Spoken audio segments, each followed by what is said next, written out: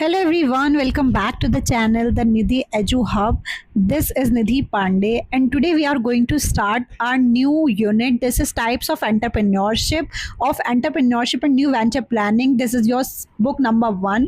तो हम लोगों ने कल यूनिट नंबर 1 कंप्लीट कर लिया था, जिसके अंदर 2 चैप्टर्स थे. हम लोगों ने 2 पार्ट्स में दोनों चैप्टर्स कंप्लीट कर लिए थे एंड आई होप आप सभी ने वो वीडियो अच्छे से देख लिया होगा. So this is unit number 2 और इसके अंदर एक ही चैप्टर है, this is types of entrepreneurs. तो इसको हम आज कंप्लीट करेंगे 1 वीडियो में एंड आई होप आप सभी के लिए हेल्पफुल रहेगा. एंड इसके अंदर देखो आपको पढ़ना क्या है. इसके अंदर आपको ये मेजरली 6 टॉपिक्स पढ़ने हैं. देखो सबसे पहला आपके पास रहेगा classifications and types of entrepreneur, जो कि मैंने आप सभी को कल बताया था कि आज हम इसको कंप्लीट करेंगे. ठीक है, कि कितने तरीके के एंटरप्रेन्योर्स होते हैं. नेक्स्ट आपके पास सेकंड रहेगा वुमेन एंटरप्रेन्योर्स, जो कि इसी का ही टाइप है एंटरप्रेन्योर का. ऑब्वियसली हम पढ़ेंगे अभी आगे. देन हम पढ़ेंगे सोशल एंटरप्रेन्योर. नेक्स्ट हम पढ़ेंगे कॉर्पोरेट एंटरप्रेन्योर, जो कि हम लोगों ने थोड़ा बहुत डिस्कस कर लिया है प्रीवियस चैप्टर्स में. क्लियर है. नेक्स्ट आपके पास आएगा कि फैमिली बिजनेसेस होते हैं. आप सभी को यूजुअली पता होगा, आप सभी ने पढ़ा होगा कि कुछ फैमिली बिजनेसेस होते हैं. जैसे आप सभी ने देखा होगा किसी के पापा की दुकान होती है तो उनकी दुकान पर उनका बच्चा भी बैठता है, फिर उसका बच्चा बैठता है. तो ये क्या है, ये फैमिली बिजनेसेस होते हैं कि एक किसी ने फैमिली में बिजनेस सेटअप कर लिया, अब वो विरासत में बिजनेस होता है तो उसको हम फैमिली बिजनेस कहते हैं बेसिकली. तो वो क्या होता है, वो उसके कितने तरीके होते हैं, फैमिली बिजनेस का क्या फर्म होती है, मतलब सारी चीज़ें हम बेसिकली पढ़ेंगे आज की क्लास में. और हम बिजनेस को मैनेज कैसे कर सकते हैं, ये सारी चीज़ें हम, ये कुछ 6 टॉपिक्स हम आज की क्लास में पढ़ेंगे. तो आई होप आप सभी को आज की वीडियो हेल्पफुल लगेगी and please share this video to all of your friends, peers and classmates जो भी बीकॉम बीबीए कर रहे हैं उनके पास ये सब्जेक्ट हो. तो चलिए आज की क्लास को हम इस नोट्स के थ्रू स्टार्ट करते हैं. और ये आपके दिल्ली यूनिवर्सिटी के नोट्स है, तो आप ट्रस्ट कर सकते हैं नोट्स पे ब्लाइंडली. ठीक है, तो आप ऐसे ही एग्जाम्स में लिख सकते हैं. शॉर्ट नोट तरीके से बहुत अच्छे नोट्स हैं ये. ठीक है, पूरी क्लासिफिकेशन अच्छे से दी हुई है ब्रीफली और अच्छे तरीके से. ठीक है, नेक्स्ट अब देखते हैं कि classifications and types of entrepreneurs क्या होता है. तो देखो मैंने आप सभी को बता दिया था, एंटरप्रेन्योर्स वो पर्सन होते हैं जो आपके किसी भी स्टार्टअप्स को, बिजनेस को रन आउट करते हैं जब तक वो बिजनेस चलता है. क्लियर है, जिसे आप एक तरीके से ऑनर कह सकते हो. क्लियर है. तो एंटरप्रेन्योरशिप क्लासिफाइड होता है कुछ, मतलब इसमें हम देखेंगे कितने तरीके के एंटरप्रेन्योर्स होते हैं. तो सबसे पहले देखो क्लासिफिकेशन हम नेचर ऑफ बिजनेस के बेसिस पे करें. नेचर ऑफ बिजनेस मतलब बिजनेस का क्या प्रतिभाव है, उसके बेसिस पे अगर हम लोग क्लासिफिकेशन करें तो यहाँ पे आपके जो है वो आपके कुछ, मैं आप सभी को बताऊं 5 तरीके से क्लासिफिकेशन किया हुआ है. ठीक है, देखो मैं आप सभी को बताऊं चीज़ें बहुत ज़्यादा कॉमन है इसके अंदर, तो बहुत ज़्यादा आपको अलग से कुछ नहीं पढ़ना है. चीज़ें एक ही हैं, बस आपको अलग अलग तरीके से उन्हें पढ़ना है. क्लियर है. तो अब देखो कभी भी एग्जाम में ये नहीं आता कि on the basis of business बताओ, ऑन द बेसिस ऑफ ये बताओ. बस आपको कहेगा टाइप्स ऑफ एंटरप्रेन्योर्स कौन होते हैं, तो आप जिस भी बेसिस पे जानता आप उनको अच्छे से क्लासीफाई कर सकते हो. क्लियर है. अब देखो सबसे पहले नेचर ऑफ बिजनेस के बेसिस पे अगर मैं क्लासिफिकेशन दूं तो सबसे पहला आपके पास है बिजनेस एंटरप्रेन्योर. बिजनेस एंटरप्रेन्योर वो एंटरप्रेन्योर्स होते हैं जो आप ये समझ लो कोई भी बिजनेस के बेसिस पे काम चलता है. बिजनेस के बेसिस पे इन द सेंस कि आपकी कोई भी शॉप है, आपका कोई रेस्टोरेंट है, आपका कोई भी छोटा मोटा स्टार्टअप है, आप उस मतलब एक तरीके का पूरा बिजनेस, आप उसके एंटरप्रेन्योर हो, तो आपके क्या हो गए, एंटरप्रेन्योर हुए बिजनेस एंटरप्रेन्योर. तो ये जो एंटरप्रेन्योर्स होते हैं ये जो है वो प्राइमरीली फोकस करते हैं आपकी प्रॉफिट बनाने में. ऑब्वियसली अगर आपकी कोई भी किराने की शॉप है, आप एग्जाम्पल गिवन है कि आपकी कोई भी किराने की शॉप है, कोई रेस्टोरेंट है, तो आप क्या समझोगे कि आप प्रॉफिट को अच्छे से बना सको, आप अपना बिजनेस किस लिए चलाओ कि आप अपना प्रॉफिट बना सको. राइट है. नेक्स्ट आपके पास आता है ट्रेडिंग एंटरप्रेन्योर. तो अगर आप on the basis of your nature of business बांटोगे तो सेकंड आपके पास आता है ट्रेडिंग एंटरप्रेन्योर. ट्रेडिंग एंटरप्रेन्योर वो एंटरप्रेन्योर हो जो तो ट्रेड करते हैं. ट्रेड करने का मतलब है कि बिजनेस जो आपके गुड्स हैं, कोई भी सर्विसेज है, उनकी बाइंग और सेलिंग करते हैं एज अ होलसेलर और रिटेलर. ठीक है, तो यहाँ पे जो है ना ये आपका काम बहुत सॉर्टेड होता है. ठीक है, यहाँ पे आप एज अ इंटरमीडिएटरी आप काम करते हो. ट्रेडिंग का मतलब होता है, अब आप वाली ट्रेडिंग में समझ लेना जो आप लोग स्टॉक्स में करते हो. This is not like that. ये वाली ट्रेडिंग होती है जो आप बाय और सेल करते हो गुड्स और सर्विसेज का.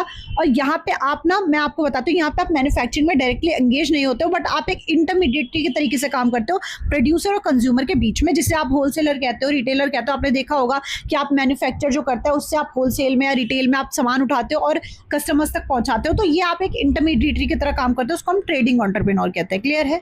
नेक्स्ट आपके पास आता है इंडस्ट्रियल एंटरप्रेन्योर. इंडस्ट्रियल एंटरप्रेन्योर वो एंटरप्रेन्योर होते हैं जो इंडस्ट्री के जो फैक्ट्रीज को सेटअप करने में काम आता है. आप सभी ने देखा होगा किसी लोगों की ना मतलब फैक्ट्रीज होती हैं, तो वो आप ये नहीं कहोगे कि मतलब वो उस फैक्ट्री का मालिक है, आपने कहा होगा कि इस फैक्ट्री का मालिक वो है, तो वो एक इंडस्ट्रियल एंटरप्रेन्योर होता है, ठीक है, इसमें भी टाइप होता है, मतलब आपके नेचर ऑफ बिजनेस कैसा है उसके टाइप पे बनाए गए हैं ये। तो इसमें कहता है कि ये एंटरप्रेन्योर होता है जो आपकी इंडस्ट्रीज को सेटअप करता है, इंडस्ट्रीज को चलाता है, this is these type of entrepreneurs. तो ये जो है आपका एग्जाम्पल गिवन है कि आपकी जो फैक्ट्री को सेटअप करते हैं, प्रोडक्शन बनाते हैं, जैसे कि आपके ऑटोमोबाइल्स के हो गए, इलेक्ट्रॉनिक्स के हो गए, तो वो वाले आपको इंडस्ट्रियल एंटरप्रेन्योर्स होते हैं। क्लियर है। नेक्स्ट आपके पास आता है एग्रीकल्चर एंटरप्रेन्योर। एग्रीकल्चर एंटरप्रेन्योर वो एंटरप्रेन्योर्स होते हैं जो आपके मेजरली आपका फोकस करते हैं एग्रीकल्चर से रिलेटेड, ठीक है। जैसे कि आपके पास एग्जांपल है कि कोई भी पर्सन है वो स्टार्ट करता है ऑर्गेनिक फार्मिंग करना या फिर क्रिएट करता है नए इरिगेशन सिस्टम को, तो वो एक तरीके से है तो एंटरप्रेन्योर, पर किस बेसिस पे है वो एग्रीकल्चर एंटरप्रेन्योर है, ठीक है। तो on the basis of your business, ठीक है, आप उसका बिजनेस किस तरीके का उसके बेसिस पे हमें आप एंटरप्रेन्योर डिसाइड करेंगे। और लास्ट आपके पास आता है सोशल एंटरप्रेन्योर। सोशल एंटरप्रेन्योर वो एंटरप्रेन्योर होता है जो सोसाइटी के लिए काम करता है, और इसका मैंने बहुत अच्छा एग्जांपल आपको लास्ट क्लास में दिया था। दिस इज एनजीओ जो चलते हैं उनमें जो आपका बेसिकली जो आप कह सकते हो मालिक ऑनर होता है एनजीओस का, वो आपका सोशल एंटरप्रेन्योर का बहुत बेस्ट एग्जांपल है, और आप अपने एग्जाम में भी इसे लिख सकते हो। वो जो है वो सोसाइटी के बेनिफिट के लिए काम करता है। सोशल एंटरप्रेन्योर में ये होता है जहाँ पे आप सोसाइटी की प्रॉब्लम्स को देखते हो, उनको सॉल्व करने के लिए आप यहाँ पे सोसाइटी के लिए काम करते हो, और ये जो है वो आप अपना बेनिफिट नहीं रखते हो इसमें, मतलब अपना जो प्रॉफिट है वो नहीं रखना पसंद करते हो और सोसाइटी का प्रॉफिट रखते हो। क्लियर है। तो ये तो आपका नेचर ऑफ बिजनेस के बेसिस पे मैंने आपकी क्लासिफिकेशन बता दी है। नेक्स्ट हमारे पास आता है classification on the basis of scale of operation. Scale of operation का मतलब होता है कि आप production on the basis of production आप समझ सकते हो, ठीक है। तो प्रोडक्शन के बेसिस पे कैसे क्लासिफिकेशन किया गया है, तो देखो आप कह सकते हो प्रोडक्शन के बेसिस पे सबसे पहले आपके पास माइक्रो, सेकेंड आपके पास स्मॉल, थर्ड आपके पास लार्ज, फोर्थ आपके पास स्केलेबल स्टार्टअप्स, ठीक है। तो आपके 4 तरीके से स्टार्टअप्स यहाँ पे बताए गए हैं, और मैं आपको एक ही एग्जांपल से चारों के चारों क्लियर करवा दूंगी। सबसे पहला है माइक्रो। माइक्रो जो होता है वो बिल्कुल स्मॉल होता है, स्मॉल से भी स्मॉल जिसे हम कहते हैं, दिस इज अ माइक्रो। तो माइक्रो एंटरप्रेन्योर्स वो एंटरप्रेन्योर्स होते हैं जो आपके टिपिकली बहुत ही छोटे बिजनेसेस को रन करते हैं, बहुत ही कम कैपिटल के साथ, बहुत ही लिमिटेड नंबर ऑफ एम्प्लॉयज के साथ। जैसे कि अगर मैं देखो आपको एक एग्जाम्पल देती हूँ, अभी आपने ठेला देखा होगा अपने लोकल मार्केट में, ठेला लगता है, फूड स्टॉल्स लगते हैं जिसे हम लोकल फूड स्टॉल ठेला कहते हैं। कोई भी आपने आजू बाजू में अपने घर के आसपास टेलर की शॉप देखी होगी इस तरीके से, तो ये क्या है आपके माइक्रो एंटरप्रेन्योर्स हो गए, ठीक है। तो ये वो वाले बिजनेसेस या फिर वो वाले मालिक होता है माइक्रो एंटरप्रेन्योर्स, वो एंटरप्रेन्योर्स होते हैं जो बहुत ही छोटे बिजनेस चलाते हैं, बहुत ही मिनिमल कैपिटल के साथ, लिमिटेड नंबर ऑफ एम्प्लॉयज के साथ। क्लियर है। नेक्स्ट आपके पास आता है स्मॉल एंटरप्रेन्योर्स। स्मॉल एंटरप्रेन्योर्स वो एंटरप्रेन्योर्स होते हैं जो, जैसे कि आपने रेस्टोरेंट देखा होगा, अपने आजू बाजू में कोई शॉप देखी होगी जो मतलब बिल्कुल भी छोटी ना हो, बट एक जैसे ग्रोसरी शॉप है बट वो बड़े लेवल पे है थोड़ा, तो उसको हम स्मॉल एंटरप्रेन्योर्स, बट आपकी जो आपके लोकल एरिया में होनी चाहिए, बस मेन ये है। तो स्मॉल एंटरप्रेन्योर्स भी वो एंटरप्रेन्योर्स होते हैं जो आपके लिए काम करते हैं, बट वो स्मॉल स्केल पे बिजनेस करते हैं और बहुत मॉडरेट कैपिटल के साथ, मतलब माइक्रो से थोड़े ज्यादा वाले, ठीक है, आप ये समझ सकते हो। बट जो उनका जो रनिंग हो वो आपके लोकल एरियाज में ही हो, ठीक है। नेक्स्ट आपसे कहते हैं लार्ज एंटरप्रेन्योर। लार्ज एंटरप्रेन्योर्स वो एंटरप्रेन्योर्स होते हैं जो बहुत अच्छे खासे लेवल पे इन्वेस्टमेंट करते हैं, मतलब आप कह सकते हो कि अच्छे खासे लेवल पे उनका इन्वेस्टमेंट होता है, इंटरनेशनल लेवल पे भी उनकी रीच चली जाती है, नेशनल लेवल पे काम करते हैं वो लोग, उसे हम लार्ज एंटरप्रेन्योर्स कहते हैं। बड़ी बड़ी कंपनीज, जैसे कि यहाँ पे एग्जांपल दिया है बिल गेट्स, माइक्रोसॉफ्ट का, जैसे कि जेफ बिजॉन्स का, यानी कि अमेजोन जो हो गया। अगर मैं इन्फोसिस देखूँ, जो बड़ी बड़ी जो आपके एमएनसीज हैं, ये सारे आपके इनके जो मालिक होते हैं वो आपके लार्ज एंटरप्रेन्योर्स कहलाते हैं। क्लियर है। और लास्ट आपके पास आता है स्केलेबल स्टार्टअप एंटरप्रेन्योर्स। वो एंटरप्रेन्योर्स होते हैं जो बिल्ड करते हैं किसी भी स्केलेबल बिजनेस को। स्केलेबल बिजनेस का मतलब होता है कि जो मतलब पहले जो छोटे स्केल पे होता है, उसके बाद बड़ी बड़ी कंपनीज में वो लोग उनकी रीच पहुंचती है। जैसे कि अब यहाँ पे एक एग्जांपल बहुत अच्छा दे रखा है, दिस इज द फेसबुक हो गया, यूबर हो गया, इन्होंने भी बहुत छोटे लेवल से स्टार्ट किया था, बट इनकी रीच अब जो है वो नेशनल इंटरनेशनल मार्केट्स में पहुंच जाती है। तो ये इनका जो, देखो याद रखा, कभी भी स्केलेबल का मतलब होता है कि जो छोटी चीज़ों से स्टार्ट की जाए और बड़ी उनकी जो एक्सपोनेंशियल हो, जो उनकी पोटेंशियल हो, बहुत ज़्यादा ऊंचे लेवल पे जाने की हो, ठीक है। नेक्स्ट हमारे पास आता है classification on the basis of motivation of entrepreneur. Motivation of entrepreneurs का मतलब होता है कि आपके जो एंटरप्रेन्योर्स हैं वो कितने मोटिवेटेड है, उनके बेसिस पे क्लासिफिकेशन करना। तो फर्स्ट आपके पास आता है मोटिवेटेड एंटरप्रेन्योर, जिनको हम पुल एंटरप्रेन्योर्स भी कहते हैं। सेकंड है पुश एंटरप्रेन्योर्स। थर्ड है आपके पास अपॉर्चुनिटी एंटरप्रेन्योर्स, फोर्थ है आपके पास नेसेसिटी एंटरप्रेन्योर्स। ठीक है, तो ये आपके 4 तरीके का, और ये बहुत ही ईजी है, नाम से भी आप समझ सकते हो कि मोटिवेटेड एंटरप्रेन्योर्स वो एंटरप्रेन्योर्स होते हैं जो खुद से ही मोटिवेटेड होता है, उनको किसी भी मोटिवेशन की जरूरत नहीं होती। ये वो एंटरप्रेन्योर्स होते हैं जो अपनी वेल्थ को पोटेंशियल, मतलब उनकी जो पोटेंशियल है वो उनकी वेल्थ है, फेम है, और वो सेल्फ सफिशिएंट होता है, मतलब उन वो खुद के लिए खुद ही मोटिवेशन होता है। और ये जो है वो हाईली, मैंने आपको बताया, हाईली मोटिवेटेड होते हैं अपने बिजनेस के टुवर्ड्स। ठीक है, तो यहाँ पे कहते हैं कि इंडिविजुअल ने कोई भी बिजनेस स्टार्ट किया है और वो मार्केट को देखते हैं, यहाँ पे वो अपने तरीके से सारी चीजों को अपने आप मैनेज कर लेते हैं। क्लियर है। नेक्स्ट आपके पास कहता है पुश एंटरप्रेन्योर्स। ये वो एंटरप्रेन्योर्स होते हैं जो ऑफरली क्या होता है, इनको ना मतलब ये जो है वो जरूरतों पे ज्यादा बिलीव करते हैं देन चॉइसेस से। मतलब अब जैसे यहाँ पे जो ये आपके फर्स्ट वाले मोटिवेटेड एंटरप्रेन्योर्स थे, ये जो है वो अपनी चॉइसेस से आगे बढ़ते थे। बट यहाँ पे पुश एंटरप्रेन्योर्स के हमें थोड़ा सा नाम से जैसे कि है कि पुश एंटरप्रेन्योर, यानी कि हमें थोड़ा सा धक्का देना पड़ता है उन्हें आगे जाने के लिए। यानी कि ये वो एंटरप्रेन्योर्स होते हैं जो बिजनेस को स्टार्ट तो कर सकते हैं, बट यहाँ पे आप कह सकते हो कि उनके पास अपॉर्चुनिटीज की कमी से आप कह सकते हो, या फिर डिससेटिस्फेक्शन से अपने एम्प्लॉयमेंट सिचुएशन की वजह से। जैसे कि यहाँ पे कहता है कि someone starting a small business after losing their job. कोई भी ऐसा पर्सन है, एक इंडिविजुअल है, उसने क्या किया कि अपना एक कोई भी जॉब, मतलब उसकी जॉब छूट गई तो उसने एक स्मॉल बिजनेस स्टार्ट किया, और अब वो अपने सुइटेबल वर्क को, मतलब अब वो बिजनेस को चलाने में थोड़ा सा वो, मतलब आप कह सकते हो अनेबल है, तो वो वाला होता है पुश एंटरप्रेन्योर। उनको थोड़ा सा पुश करना पड़ता है चीजों को। ठीक है, नेक्स्ट हमारे पास आता है अपॉर्चुनिटी एंटरप्रेन्योर। अपॉर्चुनिटी एंटरप्रेन्योर्स वो एंटरप्रेन्योर्स होते हैं, आप नाम से पता कर सकते हो कि वो मार्केट में अपॉर्चुनिटीज को डिस्कवर करते हैं। ठीक है, डिस्कवर इन द सेंस कि जैसे कि मार्केट में किस चीज की ज्यादा नीड है, मतलब कोई भी अपॉर्चुनिटी उनके सामने आई तो उन्हें वेस्ट नहीं जाने देते, वो उन पर पूरा काम करते हैं और वो ऑब्जर्वेशन करते हैं मार्केट को, नई नई टेक्नोलॉजीज को, कस्टमर ट्रेंड्स, जैसे कि ऐसा कोई ट्रेंड चल रहा है जिसपे वो ऑप्ट करके उस पर काम करने लग जाता है। दिस इज अपॉर्चुनिटी एंटरप्रेन्योर्स, कि मार्केट में कोई भी अपॉर्चुनिटी आती है वो उसे वेस्ट नहीं जाने देते। क्लियर है। नेक्स्ट आपके पास आता है नेसेसिटी एंटरप्रेन्योर्स। ये वो एंटरप्रेन्योर्स होते हैं जो बेसिकली स्टार्ट करते हैं business out of need in the sense कि वो उनका मतलब उनके पास कोई वो नहीं है, मतलब ऑफन व्हेन अदर करियर्स आप उनके पास अवेलेबल नहीं है तो वो क्या करते हैं, उनको मतलब नेसेसिटी एंटरप्रेन्योर्स, जैसे कि जरूरत वाले एंटरप्रेन्योर। जैसे कि अब फॉर एग्जांपल अभी हमने यहाँ पे पढ़ा था एक, जैसे कि पुश एंटरप्रेन्योर, ये पुश एंटरप्रेन्योर्स के तरीके से ही होते हैं, बट ये थोड़े से अलग होते हैं। ठीक है, यहाँ पे उनकी जॉब छूट गई थी, इस वजह से इनको यहाँ पे पुश करना पड़ता था थोड़ा सा, बट यहाँ पे क्या होता है कि इनको बहुत ज्यादा जरूरी है, यानी कि ये लोअर लेवल पे होता है, इनको फोकस करना होता है नई इनकम में, स्टेलेबल इनकम में। तो ये जो है वो वही बताता है कि स्मॉल सर्विसेज बेस्ड बिजनेस होता है ये यहाँ पे, जैसे कि हो गया कि क्लीनिंग हुआ, रिपेयर करना, ये सारे काम करते हैं।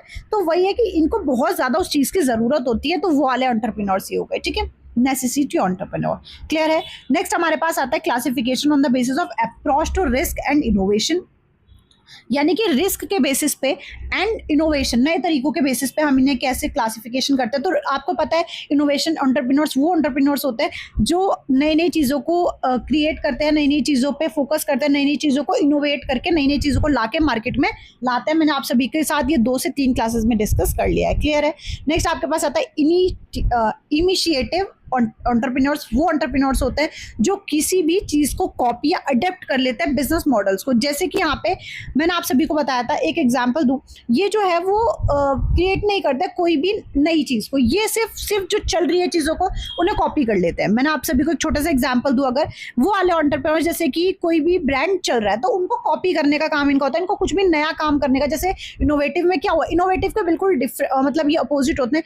इनोवेटिव में अपने नए नए तरीके, कुछ भी एंटरप्रेन्योर्स अपने नए नए तरीकों से चीजों को इनोवेट करते हैं, बट यहाँ पे वो चीजों को इनिमिएटिव, वो इंटीमेट, आपने पढ़ा होगा, इंटीमेट का मतलब होता है कॉपी करना। तो इसका वही है कि इमिटेटिव का मतलब वो एंटरप्रेन्योर्स होते हैं जो चीजों को कॉपी करते हैं। ठीक है, उनका कुछ भी अपना ब्रांड नहीं होता। जैसे यहाँ पे एक एग्जांपल दिया है कि वो एंटरप्रेन्योर जिसने अपनी फ्रेंचाइजी किसी से, मतलब कोई अच्छा बिजनेस, कोई भी अच्छा रेस्टोरेंट चल रहा था और उसने उसकी फ्रेंचाइजी ले ली। फ्रेंचाइजी लेने का मतलब वो होता है कि आपने उसका नाम वगैरह उससे कॉपी कर लिया, इसका मतलब वो होता है। ठीक है, अभी हम इसको फ्रेंचाइजी को अच्छे से इंटरनेशनल बिजनेस में पढ़ेंगे। क्लियर है। नेक्स्ट आपके पास आते हैं इसी का third part, this is Fabian entrepreneur. Fabian entrepreneurs वो एंटरप्रेन्योर्स होते हैं जो आप कह सकते हो कि ये जो है वो किसी भी चेंज से डरते हैं। मतलब इसका ये मतलब है जैसे कि they tend to follow proven paths and are typically regulated to innovate, यानी कि ये जो है ना वो इनोवेशन से डरते हैं। ये एक मतलब पुराना तरीके का जो भी पाथ चलता हुआ आ रहा है, ट्रेंड को फॉलो करने में लोग ज्यादा बिलीव करते हैं। इसका मतलब ये होता है फैबियन एंटरप्रेन्योर वो एंटरप्रेन्योर होते हैं जो बहुत ज्यादा डरते हैं किसी भी इनोवेशन को ऑप्ट करने से, ठीक है। ये ट्रेडिशनल चीज़ों पे ज़्यादा बिलीव करते हैं, जो चलता हुआ ट्रेंड आ रहा है उस, मतलब ट्रेंड नहीं, सॉरी, जो चलती हुई चीज़ आ रही है ट्रेडिशनल चीज़, उस पर ये लोग ज़्यादा बिलीव करते हैं, ठीक है। जैसे आप एग्जाम्पल दिया कि एक traditional retailer store on who opt online sales method only after seeing the success of competitors, यानी कि वो देख रहा है कि हाँ ऑनलाइन चीज़ों का, ऑनलाइन जो मेथड है ऑफ सेलिंग वो काम कर रहा है तभी वो करेगा, अदरवाइज वो कुछ भी इनोवेशन को ऑप्ट करने से बहुत ज़्यादा डरते हैं। क्लियर है। नेक्स्ट आपके पास इसी का फोर्थ आता है, this is drawn entrepreneur. Drawn entrepreneur वो एंटरप्रेन्योर होते हैं जो कॉन्जर्वेटिव होता है। कॉन्जर्वेटिव जैसे कि आप समझ सकते हो कि following traditional way of business, मैंने आप सभी को बताया कि ये जो है वो पुरानी चीज़ों को ऑप्ट करने में ज़्यादा बिलीव करता है। देखो जैसे कि फैबियन एंटरप्रेन्योर्स तो लोगों को देख के बदल भी जाते हैं कि मतलब हाँ ये चीज़ काम करे, इसको हम पहले वो सक्सेसफुल हो जाएगी तो हम इसको स्टार्ट करेंगे, पर यहाँ पे ये अटेम्प्ट भी नहीं लगाते, मतलब ये लोग देखते भी नहीं है कि वो चीज़ सक्सेसफुल हो रही है नहीं हो रही है।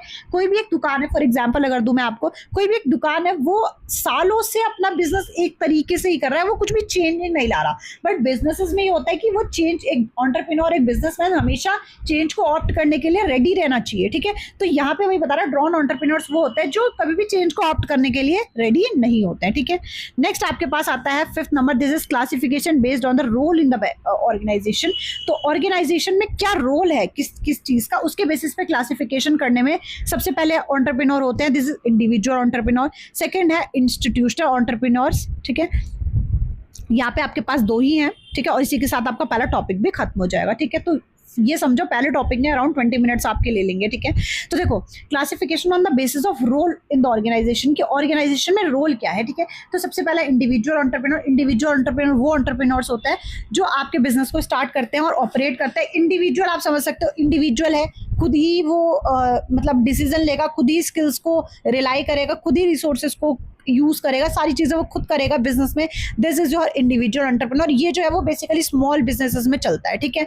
इसमें वो जो ऑनर है वो इंडिपेंडेंट होता है, उसको किसी की सुननी नहीं होती है, ठीक है। नेक्स्ट आपके पास आता है इंस्टीट्यूशनल एंटरप्रेन्योर। ये वो एंटरप्रेन्योर होते हैं जो लार्जर ऑर्गेनाइजेशन या बड़े बड़े ऑर्गेनाइजेशंस में जो एंटरप्रेन्योर, जैसे कि अगर मैं छोटा सी एग्जांपल दूं, छोटी सी, this is your CA, CMA, CS, ये वो वाले एंटरप्रेन्योर्स हो गए, ठीक है। जैसे आप एक एग्जांपल दिया, कॉर्पोरेट टीम है वर्किंग कर रही है एक नए प्रोडक्ट के लिए, जो कि आपके बहुत सारे वहाँ पे जो एंटरप्रेन्योर्स है वो होते हैं, उनके बीच में आपको काम करना होता है, और इसमें आपको इंडिविजुअल के लेवल पे काम करना होता है। क्लियर है। तो ये आपका पहला टॉपिक अभी खत्म होता है, this is classification and types of entrepreneur, जो कि आपका अराउंड 17 मिनट्स ले गया आपकी।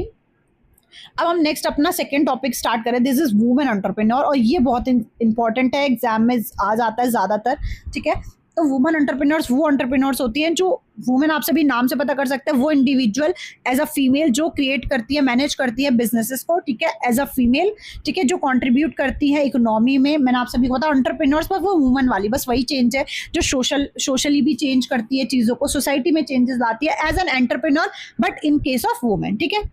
तो ये देखो इसके क्या कैरेक्टरिस्टिक्स हैं, तो ये आप खुद से रीड कर सकते हो, ठीक है। मैं आपको सिर्फ समझा देती हूँ। तो ये जो है वो आप एक रिस्क एवर्जन या फिर रिस्क टेकिंग, ये बहुत बड़ा आप जानते हो कि आज के टाइम में भी जो वुमेन है उनके लिए बहुत ज़्यादा आप समझ सकते हो कि डिस्क्रिमिनेशन आज के लेवल पे भी है, बट ये वुमेन एंटरप्रेन्योर इस वजह से इस्टेब्लिश किया गया जिसकी वजह से ये जो आपका आप कह सकते हो डिस्क्रिमिनेशन है टुवर्ड्स फीमेल, ये आपका कम हो सके। तो यहाँ पे यही बताया गया है कि रिस्क जो ये एक रिस्क है, ऑब्वियसली रिस्क के तरीके से हम यहाँ पे women entrepreneur tend to take more calculative risk and often prefer stable, and मतलब जो वुमेन है वो चाहती है कि वो एक प्रेफरली स्टेबल हो सके, इस वजह से भी वो यहाँ पे रिस्क को उठाते हैं। नेक्स्ट आपके पास है मोटिवेशन है एम्पावरमेंट के लिए, आप सभी को पता है कम्युनिटी ओरिएंटेड होता है। मैंने आप सभी को बताया आज के टाइम में भी लोगों के अंदर कितना ज़्यादा ट्रेडिशनल या पैट्रियार्टिकल सोच है, तो उसको खत्म करने के लिए भी यहाँ पे ये इस्टेब्लिश किया गया है। अडेप्टिबिलिटी आप सभी को पता है पुराने ज़माने से अब जो एस्टैब्लिश ही,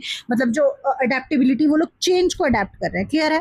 नेक्स्ट आपके पास कहता है कि चैलेंजेस क्या फेस करने पड़ता है वुमेन एम्पावरमेंट को, एंटरप्रेन्योर्स को, और ये इंपॉर्टेंट है, एग्जाम में आ जाता है, ठीक है। तो इसके पॉइंट्स आप जरूर करके जाना, ठीक है।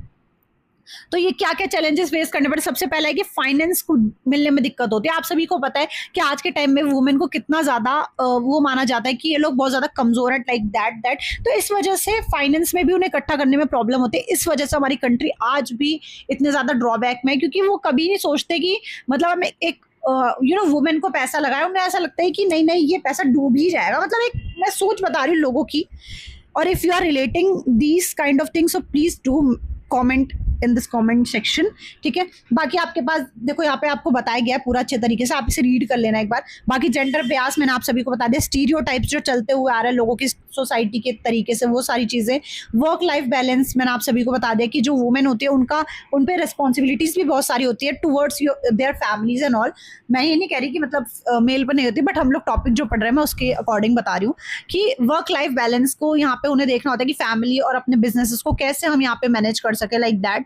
एंड लिमिटेड नेटवर्किंग अपॉर्चुनिटीज, जो वुमेन होती है उनके पास लेस अपॉर्चुनिटीज होती है नेटवर्क की देन मैन, तो वो आप यहाँ पे अच्छे से रीड कर सकते हो। और रोल क्या है एंटरप्रेन्योर, वुमेन एंटरप्रेन्योर का इकोनॉमिक डेवलपमेंट में, तो ये तो बहुत अच्छा है। देखो सेम वही होता है, जॉब क्रिएट करते हैं, प्रमोट करते हैं जेंडर इक्वालिटी को, जैसे मेन कर सकते हैं वो हम भी कर सकते हैं वुमेन। सोशल इम्पैक्ट, सोशल मतलब सोसाइटी में बहुत अच्छा इम्पैक्ट होता है इनका, ठीक है। इकोनॉमिक डाइवर्सिफिकेशन होता है, मतलब इकोनॉमी अच्छे तरीके से बदल सकती है, तो ये तो इंपॉर्टेंट है, ठीक है। तो इसे आप रीड कर लेना। देखो मैं आप सभी को ना कोई चीज़ ये नहीं चाहती कि मैं आपको हर एक चीज़ छोटे छोटे रीड करके समझाऊं, ठीक है। तो आप इसे रीड खुद से कर लेना, ठीक है। सपोर्ट क्या होता है वुमेन एंटरप्रेन्योर्स के लिए, देखो गवर्नमेंट ने बहुत सारे इनिशिएटिव्स किया, to be very honest government ने बहुत सारे इनिशिएटिव्स करे हैं फॉर द वुमेन। देखो यहाँ पे माइक्रो फाइनेंस में, खैर माइक्रो फाइनेंस तो सबके लिए है, फंडिंग प्रोग्रामिंग सब एंटरप्रेन्योर्स के लिए है, खैर ठीक है। नेटवर्किंग, मेंटोरशिप मेनली वुमेन के लिए होती है आज के टाइम में, मतलब है वुमेन के लिए होती है। नेटवर्किंग साइट्स भी बहुत सारी हैं ऑनलाइन, अगर आप सर्च करोगे तो वुमेन्स के लिए बेसिकली एजुकेशन दी जाती है, ट्रेनिंग दी जाती है, खैर ये तो सबको दी जाती है, ठीक है। तो ये तो आपका था वुमेन एंटरप्रेन्योर, करके जाना बहुत इंपॉर्टेंट है, एग्जाम में आएगा। और ये चैप्टर आपको 18 मार्क्स के लिए प्रिपेयर करना है, तो उसी के अकॉर्डिंग प्रिपेयर करना मैं बता रही हूँ, ठीक है। नेक्स्ट आपके पास आता है सोशल एंटरप्रेन्योर, तो मैं आप सभी को समझा देती हूँ सोशल एंटरप्रेन्योर होता क्या है। जो सोसाइटी के बेसिस पे जो एंटरप्रेन्योर बताया गया था, मैंने आप सभी को बताया था, ये जो है वो स्टैंडर्ड ऑफ लिविंग लोगों का चेंज करने के लिए बनाया गया था। सोशल एंटरप्रेन्योर रेफर करता है आइडेंटिफाइंग और एड्रेसिंग करना सोशल लेवल पे, कल्चर लेवल पे और इकोनॉमिक इश्यूज को, यहाँ पे दिक्कत को वो खत्म करता है। तो ये आपको इंपॉर्टेंटली करके जाना है, ठीक है। तो देखिए क्या इम्पैक्ट होता है सोशल एंटरप्रेन्योर का, तो मैंने आप सभी को बताया ये सोशल इश्यूज को एड्रेस करता है, उसको देखता है कि क्या सोसाइटी में क्या प्रॉब्लम है, उसको एड्रेस करता है, इकोनॉमिक डेवलपमेंट पे काम करता है। तो ये देखो ये बहुत वेरिएबल पॉइंट्स है, इन्हें आप अच्छे से पढ़ सकते हो, बहुत ईजी है। ये चेंज को इंस्पायर करता है, मतलब इंस्पायर करता है चेंज को यहाँ पे सोसाइटी के लेवल पे, तो आप इनको अच्छे से यहाँ पे ऐसे रीड कर सकते हो। इज इट मच इनफ, ठीक है। अब यहाँ पे देखो कुछ एग्जांपल्स दिए हुए हैं सोशल एंटरप्रेन्योर्स के, देखो यहाँ पे 2 एग्जांपल्स हैं। यहाँ पे एक मोहम्मद यूनुस थे, ठीक है, अगर मैंने नाम गलत पढ़ दिया so I am very sorry for that, ठीक है। ये जो थे वो ग्रामीण बैंक के, जो ग्रामीण जो गांव में जो बैंक होता है उनके फाउंडर थे। इन्होंने लोगों के लिए काम किया था बेसिकली। यहाँ पे ये चाहते थे कि मतलब जो गरीब लोग हैं उनको ये फाइनेंस कर सकें, ठीक है, स्पेशली वुमेन्स को, जो आपके रूरल बांग्लादेश की बात है। तो ये आपके कुछ एग्जाम्पल्स हैं जो जिन्होंने सोसाइटी के लिए काम किया था। अब एक थे ब्लेक माइकॉस्की, ऐसे कुछ नेम है ये, ठीक है। ये जो है वो टॉम्स के फाउंडर थे। ये जो है वो आपके प्रॉफिट, ये देखो ये तो आपका एनपीओ वाला हो गया, एनजीओ वाला जो नॉन प्रॉफिट थे। ये जो आपको प्रॉफिट के लिए थे बेसिकली, ये डिनोट करते थे आप जो पेयर ऑफ शूज़ है चाइल्ड को और need for every pair shoes, ठीक है। तो ये तो आपके हो गए कि एग्जांपल्स, ठीक है। अब नेक्स्ट आपके पास आते हैं कॉर्पोरेट एंटरप्रेन्योर, जिसको हम इंट्राप्रेन्योर्स भी बोलते हैं। ये इंपॉर्टेंट है, एग्जाम में आ जाता है, ठीक है। तो आप लोगों को वुमेन एंटरप्रेन्योर और कॉर्पोरेट एंटरप्रेन्योर्स को अच्छे से पढ़ना है, इसको हम इंट्राप्रेन्योर्स भी कहते हैं, क्लियर है। तो ये जो है वो लोग होते हैं जो ऑर्गेनाइजेशन में एज ए एम्प्लॉय काम करते हैं, ठीक है। और वो एंटरप्रेन्योर, आपने सीए का नाम सीए सुना होगा एज अ कॉमर्स स्टूडेंट, और बहुत सारे बच्चे तो इसमें से सीए कर भी रहे होंगे, सीएमएस का नाम सुना होगा। तो ये वो जो इन्हें हम वो वाले एंटरप्रेन्योर्स कहते हैं जो ऑर्गेनाइजेशन में नए प्रोडक्ट्स को डेवलप करते हैं, सर्विसेज को, बिजनेस मॉडल्स को। आप सभी को पता होगा एक सीए का साइन आपकी कंपनी जो होती है उन पे बहुत ज़्यादा इंपॉर्टेंट होती है, उसकी ऑडिटिंग में, उसकी मतलब बेसिकली उसकी एडिटिंग से लेके, मतलब उसकी स्टार्टिंग से लेके उसकी एग्जिटिंग तक सीए का काम बहुत ज़्यादा इंपॉर्टेंट होता है। तो इसमें यही कहता है कि कॉर्पोरेट एंटरप्रेन्योर्स वही होते हैं जो इन्हें हम एंटरप्रेन्योर कहते हैं। इनका जो की कैरेक्टरिस्टिक्स होता है वो इनोवेशन करना, रिस्क टेकिंग, ये सही वही वाले सेम है जो एंटरप्रेन्योर का काम होता है। ऑटोनॉमी का मतलब होता है कि जो बिल्कुल कहते हैं ना कि इसकी ऑटोनॉमी चलती है, इसकी शहनशाही एक तरीके से, कि नया जो भी है वो यही है बिजनेसेस में, तो यही होता है, ठीक है। ऑनरशिप मेंटालिटी होती है इनकी, ऑब्वियसली एंटरप्रेन्योर है तो इनकी ऑनरशिप वाली मेंटालिटी बहुत ज़्यादा होती है, क्लियर है। तो अब देखो इनकी इंपॉर्टेंस क्या है, इनकी इंपॉर्टेंस तो आप यार वही एंटरप्रेन्योर वाली ही इंपॉर्टेंस है सारी, इसमें कुछ न्यू नहीं है, मैं आपको बता रही हूँ ना, आपको सिर्फ इन्हें रीड करना है खाली। इनोवेटिव होते हैं, ग्रोथ होते हैं इनके अंदर, वही जो हम एंटरप्रेन्योर में पढ़ते हैं, डाइवर्सिफिकेशन होती है, एम्प्लॉय रिटेंशन होता है, एम्प्लॉय के बेसिस पे सारा ये लोग काम करते हैं कि एम्प्लॉय क्या चाहता है बेसिकली, ठीक है। और कॉम्पिटिटिव एडवांटेज, मतलब कंपटीशन का ये लोग एडवांटेज उठाते हैं यहाँ पे, ठीक है।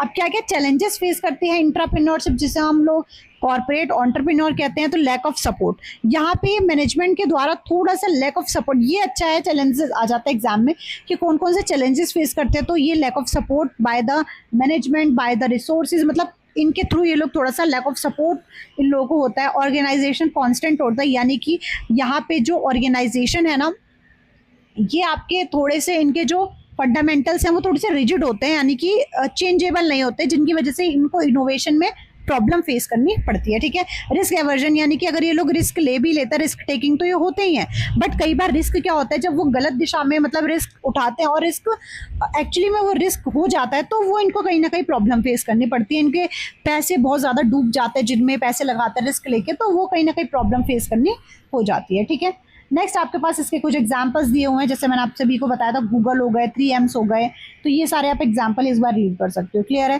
तो this is the important and very very very important women entrepreneur से भी, और आपका ये जो हमने पढ़ा है अभी अभी, this is corporate entrepreneur, social entrepreneur, सबसे ज़्यादा इंपॉर्टेंट कोई टॉपिक है आज की क्लास में, this is family business. 100% mark कर लो, 100% इसका क्वेश्चन एग्जाम में आएगा ही आएगा, ठीक है। तो फैमिली बिजनेसेस क्या होते हैं, ये बहुत कॉमन है, आप सभी ने अपने घरों में भी सुना होगा कि फैमिली बिजनेस वो बिजनेस होता है जो आपका कह सकते हो आपकी लेगेसी एक तरीके से।